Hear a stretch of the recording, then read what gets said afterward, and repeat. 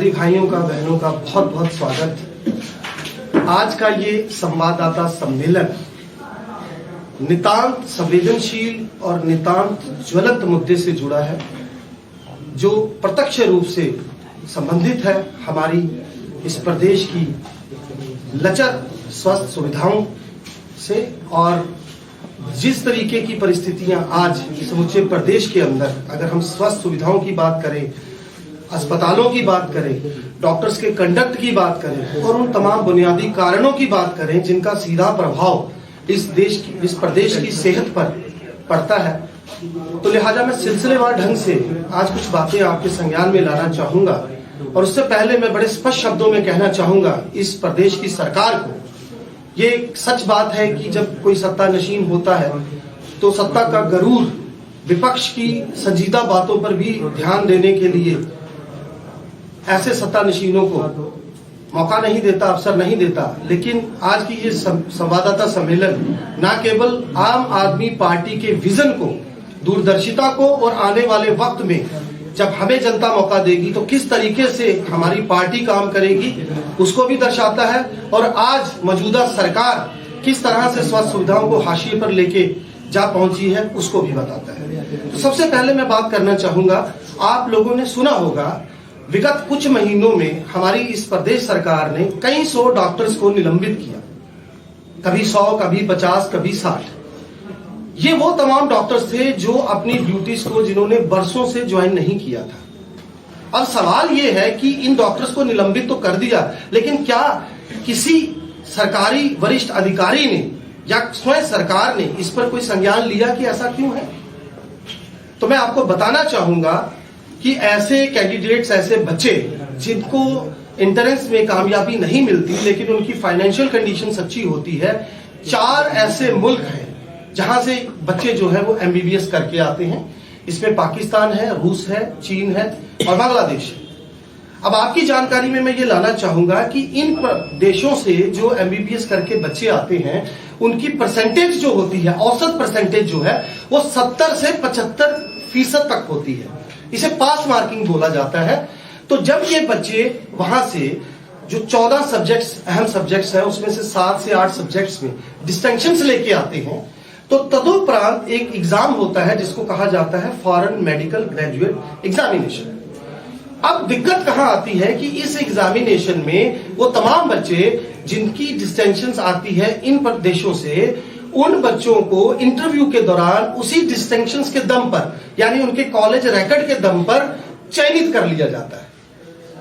अब सबसे बड़ी दिक्कत यह है कि इनमें से 99% बच्चे वो होते हैं जिनको ना तो मरीजों को प्रैक्टिकली ट्रीटमेंट करने का मौका मिला होता है, ना उनके पास वैसा अनुभव होता है। और इनकी तुलना में जो हमारे बच्चे हैं जो एमबीबीएस करते हैं, एंट्रेंस क्लियर करते हैं, उनकी औसत 60 से 65% होती है।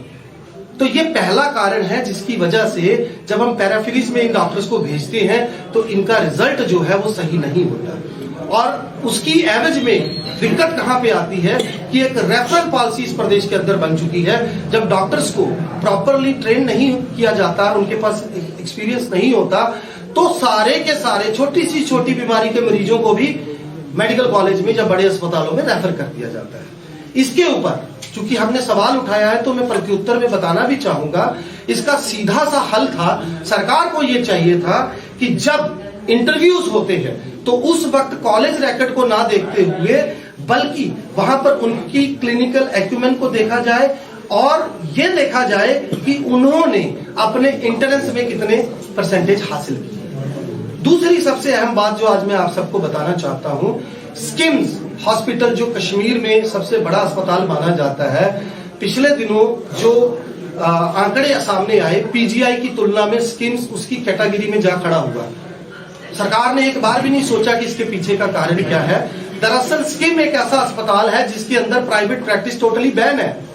और होता क्या है कि जब सुबह एक एचओडी मेडिसिन मरीज का इलाज करने के लिए राउंड पे जाता है तो स्किम के अंदर जो हमने व्यक्तिगत तौर पर देखा जाकर, उसके साथ नेफ्रोलॉजिस्ट होता है, आर्थोपेडिशियन होता है, कार्डियोलॉजिस्ट होता है। यहां दिक्कत क्या है कि एक मरीज मसलन मेडिकल कॉलेज में भर्ती होता है, उसको सांस फूलने की बीमारी है, लेकिन जब टेस्ट होते हैं तो पता चलता है कि उसके साथ साथ उसकी किडनी भी इन्वॉल्व हो गई।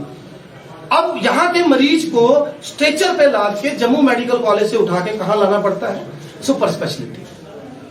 इन्हीं लोगों ने पहले तय किया था कि हम एक फ्लाईओवर बनाएंगे जिससे तमाम के तमाम चारों hospital, chest hospital, psychiatric hospital, super speciality और जीएमसी को जोड़ा जा सकेगा, लेकिन ऐसा नहीं हुआ। अब एक और बड़ी अहम तरीन बात जो मैं आपको अंत में बताना चाहता हूं, SRO 383 के तहत सुपर स्पेशलिटी में आज से कई बरस पहले 100 से ज्यादा डॉक्टर्स को भर्ती किया गया था।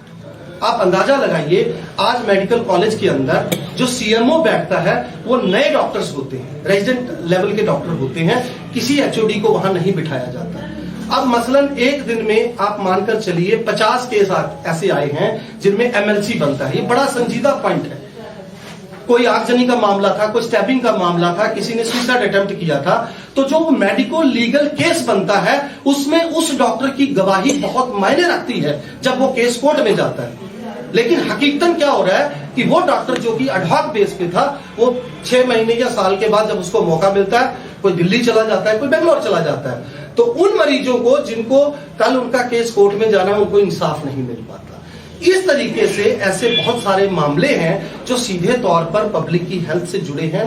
हमारा ये मानना है कि ये जो आरक्षण की नीति इन्होंने रखी है, जिसमें आपकी जानकारी में मैं अंत में लाना चाहूंगा एक्चुअल लाइन ऑफ कंट्रोल, और इन्होंने एक रखी है रूरल बैकवर्ड एरियाज के जो कैटेगरी है उसमें 50% का कोटा रखा गया है। लेकिन होता क्या है, मसलन एक बच्चा जो सब्जी मंडी रहता है, शहरी बच्चा है, उसको रूरल एरिया का एक्सपीरियंस नहीं था और उसको उस कैटेगरी में फायदा भी नहीं मिला। लेकिन जिन बच्चों को उस कैटेगरी के तहत चुना गया, उन बच्चों को वहां नहीं भेजा जाता। यानी ट्रांसफर पॉलिसी इतनी लचर है कि आज कोई समय सीमा तय नहीं है। जितने रसूख वाले डॉक्टर्स हैं, जितने आप ये कह सकते हैं जिनकी पॉलिटिकल अप्रोच है, वो तमाम के तमाम डॉक्टर्स एक ही अस्पताल में सालों से या दशकों से बैठे हुए हैं। तो ऐसी बहुत सारी ऐसी मूलभूत बुनियादी कारण हैं जिनकी वजह से आज हमारे इस प्रदेश का और खास तौर पर मैं कहूंगा जम्मू मेडिकल कॉलेज का पूरा ताना बाना इतना बिगड़ चुका है कि अब लोग इसे बूचड़ खाने की उपमा देते हैं। तो मेरा आज आप सबके माध्यम से ये निवेदन है इस सरकार को, जो इतनी बड़ी बड़ी बातें करती है, इतना दम भरती है यहाँ पे सुधार का, कि इन तमाम मुद्दों के ऊपर पूरी ईमानदारी से काम करे, एक बेहतरीन ट्रांसफर पॉलिसी बनाए। डॉक्टर्स का, जैसे मैंने कहा, चारों अस्पतालों को जोड़ने का जो मुद्दा था उसे सीरियसली करे। और अंत में ये आपको कैंसर हॉस्पिटल का भी मैं बता दूं, उसको सुपर स्पेशलिटी के अंदर ही इन्होंने फाइनलाइज किया है। आप मुझे बताइए, 500 बेड के अस्पताल में अगर कल पार्किंग की व्यवस्था तक इनके पास नहीं है तो कैसे ये अपने मरीजों को और तीमारदारों को ट्रीट करेंगे? तो ऐसे बहुत सारे मुद्दे हैं जिन पे हम सीधे तौर पर इस प्रदेश सरकार को ये कहना चाहते हैं कि वो इस पे कड़ा संज्ञान ले, सीरियसली काम करे और डॉक्टर्स की जो बुनियादी समस्याएं हैं उनको समझे।